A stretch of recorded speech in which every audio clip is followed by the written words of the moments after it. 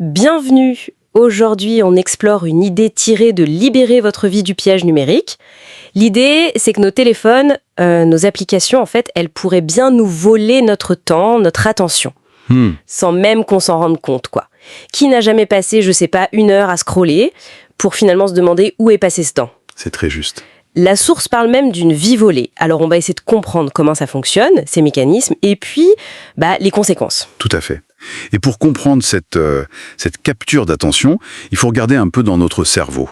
Il y a un neurotransmetteur clé, D'accord. la dopamine. Ah oui, la fameuse hormone du plaisir. Alors, on la simplifie souvent comme ça, mais c'est surtout l'hormone de l'anticipation, du désir. C'est elle qui nous motive à chercher une récompense. D'accord. Chaque notification, chaque like, chaque petite vidéo qui nous surprend, hop, ça active ce circuit. Le cerveau, il est moins intéressé par le plaisir qu'il vient d'avoir que par la promesse du prochain. Il veut savoir ce qui vient après. Une promesse constante, en fait. Ça me fait penser un peu au casino. La source se parallèle, non? C'est tout à fait ça. Les machines à sous, elles fonctionnent sur ce qu'on appelle la récompense variable. On ne sait jamais quand on va gagner. C'est ça. Et c'est cette incertitude qui nous pousse à jouer encore et encore. Nos applications, beaucoup d'entre elles, elles utilisent exactement le même principe psychologique. Ah oui. L'incertitude de tomber sur le truc intéressant, le bon message, la vidéo parfaite. Ça nous maintient engagés, dans l'attente. C'est cette quête de satisfaction, qui est aléatoire, qui crée une forme d'habitude, voire de dépendance. D'accord, je vois. Et concrètement, dans le design des applications, comment ça se traduit? La source parle de techniques spécifiques. Oui, il y en a plusieurs. Le scroll infini, par exemple, ça c'est assez parlant. On déroule, il n'y a jamais de fin. Exactement. Ça court-circuite un besoin psychologique assez fondamental. Celui de terminer une tâche, d'arriver au bout. Sans fin de page, le cerveau n'a pas le signal pour dire « Ok, c'est fini, on passe à autre chose ». Du coup, on continue. Logique. Et les algorithmes, ceux qui nous proposent du contenu toujours plus ciblé. Ah, ça c'est l'autre pilier. Ils sont ultra personnalisés. Ils analysent tout, ce qu'on regarde, combien de temps, ce qu'on aime, ce qu'on partage. Ils nous connaissent par cœur, quoi. En quelque sorte, pour nous servir exactement ce qui a le plus de chances de nous retenir, de déclencher cette petite décharge de dopamine anticipatoire. Et puis, il y a des détails plus subtils peut-être, comme les notifications rouges. Ah oui, les petites pastilles rouges. On a l'impression que c'est urgent, qu'il faut cliquer tout de suite. C'est exactement l'effet recherché. Le rouge, c'est une couleur d'alerte, biologiquement, culturellement. À force, on apprend que rouge égale nouveauté, potentiellement important. Ça devient presque un réflexe conditionné d'ouvrir l'appli. C'est fou. Et les formats très courts, type Reels, TikTok, on se dit, allez, juste une petite vidéo, et puis... Et 30 minutes plus tard, on y est encore. C'est ça. La source explique que ça aussi, ça joue sur la récompense variable. On tombe sur des vidéos bof, puis une géniale. Et on continue, en espérant la prochaine pépite. Un flux continu de micro-récompenses potentielles. Et ce qui est un peu glaçant, c'est que la source mentionne que d'anciens employés de ces grosses boîtes confirment, tout ça c'est intentionnel. C'est pensé pour. Oui, c'est crucial de comprendre ça. Ces environnements numériques ne sont pas neutres. Ils sont optimisés pour une chose, capter notre attention. Pourquoi? Parce que c'est la base de leur modèle économique, souvent publicitaire.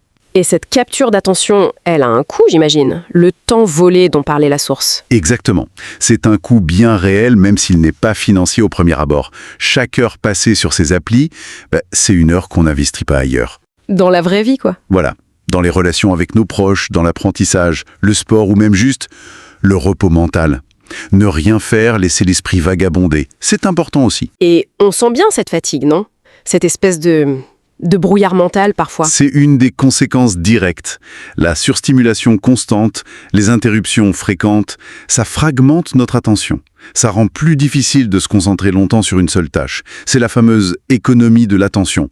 Notre attention devient une ressource rare et disputée. Et au-delà de la productivité, il y a l'impact émotionnel aussi. Oui, la source en parle bien. Il y a un risque d'isolement si on privilégie trop le virtuel au réel. Il y a aussi l'anxiété, le stress, lié à cette connexion permanente. Et puis, la comparaison sociale. Ah, ça. Voir les vies apparemment parfaites des autres en continu. Exactement. Ces algorithmes nous montrent souvent des versions idéalisées de la réalité. Combiné à ce besoin de validation via les likes, ça peut vraiment jouer sur l'estime de soi, créer de l'anxiété de performance ou de la comparaison négative. D'accord, donc on a un tableau assez préoccupant quand même. Exploitation de notre psychologie, design conçu pour nous retenir. Qu'est-ce qu'on peut faire alors? C'est une très bonne première étape, oui. Réduire les interruptions. On peut aussi définir des plages horaires sans téléphone, le soir ou le matin. Ou même juste regarder son temps d'écran. Parfois, le chiffre fait un choc et ça motive à changer quelque chose. Prendre conscience et puis agir pour reprendre un peu le contrôle sur où va notre attention. La traiter comme ce qu'elle est, une ressource précieuse, limitée.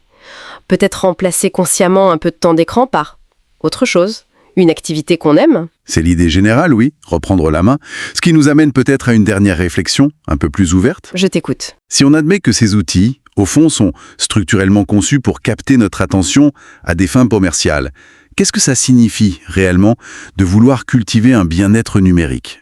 Est-ce qu'on n'est pas engagé dans une sorte de lutte constante contre la logique même de l'écosystème dans lequel on baigne ?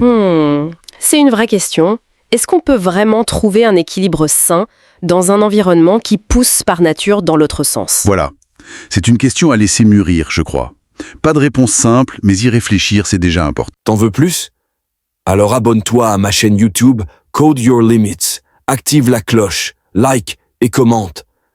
Parce qu'ici, on ne subit pas la vie. On la reprogramme.